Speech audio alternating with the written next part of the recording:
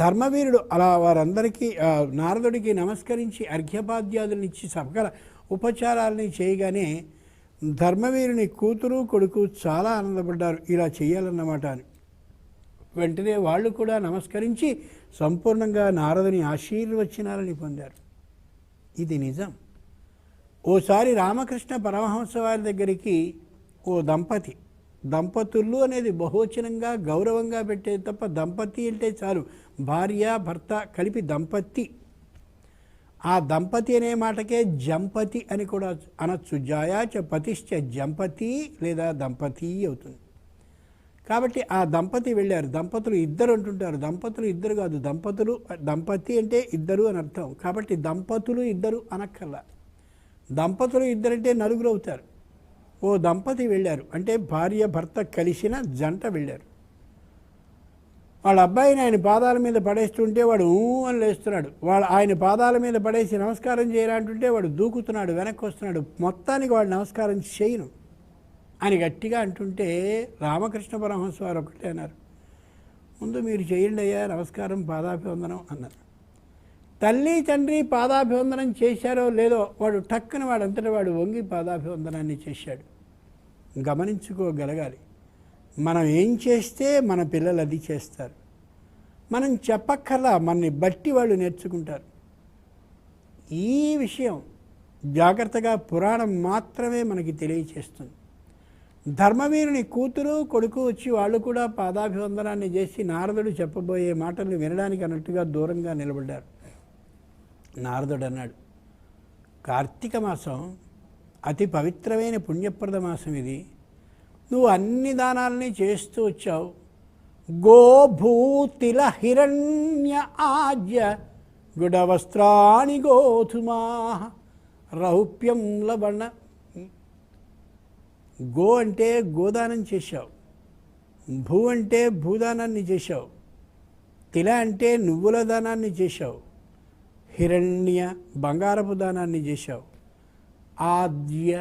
ఆజ్యం అంటే నెయ్యి ఆ దానాన్ని చేశావు. గోభూతిల హిరణ్య ఆజ్య గుడ బెల్లం, వస్త్రాణి స్వచ్ఛమైన చాలా విలువైనటువంటి వస్త్రాలని దానం చేశావు. గోధుమల్ని కూడా సూర్యప్రీతికరమైన వాటిని దానం చేశావు. రౌప్యం వెండి, లవణం ఉప్పు.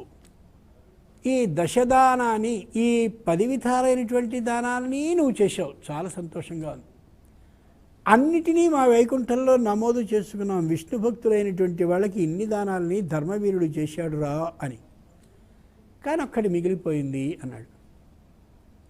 ధర్మవీరుడు అలా నిలబడ్డున్నటువంటి వాడు వెంటనే నారదుని కళ్ళలోనికే చూస్తూ, అయ్యా దానాలు 10 అని విన్నాను, షోడశ మహాదానాలని విన్నాను, ఆ మిగిలిన 6 కూడా చేద్దామని సిద్ధంగా ఉన్నాను, ఆ 6 కూడా పూర్తి చేసేస్తా అన్నాడు. కాదు, ఇంకొకటి మిగిలిందన్నాడు.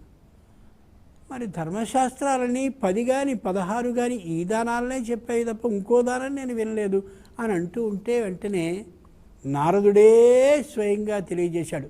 శాలాగ్రావంతు. శాలాగ్రావం అనే పేరు కలిగి ఉంటుంది, దాన్నే శాలగ్రామం అంటారే, ఆ దానాన్ని కూడా నువ్వు చేయవయ్యా అన్నాడు. లోకంలో మన ఇంటికి వచ్చి సలహాలు ఇస్తుంటారు కొందరు. ఏవో మనం చేస్తే దాంతోపాటు ఇది కూడా చేస్తే మంచిది, అది చేయలేదా, అయ్యో చేయకపోతే ఇవన్నీ ప్రయోజనం లేదు, ఇలాంటి మాటలు. ధర్మవీరుడు నారదుని యొక్క మాటల్ని అలాగే అనుకున్నాడు. నేనేవో చేశాను కదా, 10 దానాలు పూర్తి చేశాను కదా, ఇంకో 6 దానాలని కూడా చేయడానికి సిద్ధంగానే ఉన్నాను కదా. వచ్చినవాడు శ్రీ మహావిష్ణువు దగ్గర నుంచి వచ్చిన వాడే అయ్యుండొచ్చు, కానీ ఇంకో 6 దానాలని కూడా షోడశ మహాదానాల పేరిట చేద్దామని నేను సంసిద్ధంగా ఉండి 16 దానాలని చేస్తారని ఓ పక్క చెప్తూ ఉంటే కూడా అది కాక ఇంకో దానం చేయమంటాడేమిటి, చూద్దాంలే అని అనుకున్నాడు. పురాణం ఎప్పుడూ కూడా వ్యక్తి యొక్క హృదయంలోనికి వెళ్ళి సంభాషిస్తుంది, అది గమనించుకోగలగాలి.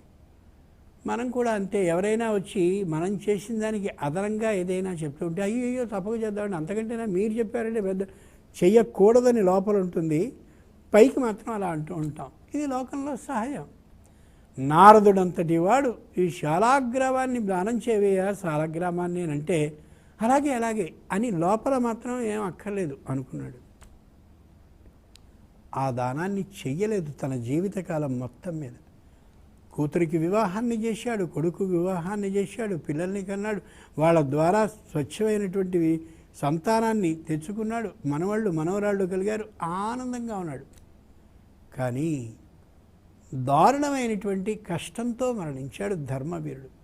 ఇదిగోనండి, ఇక్కడే పురాణం మాకు నచ్చదు. చక్కనైనటువంటి దానాలని చేశాడు. 10 దానాలు, ఇంకో 6 దానాలు, 16 దానాలు చేశాడు.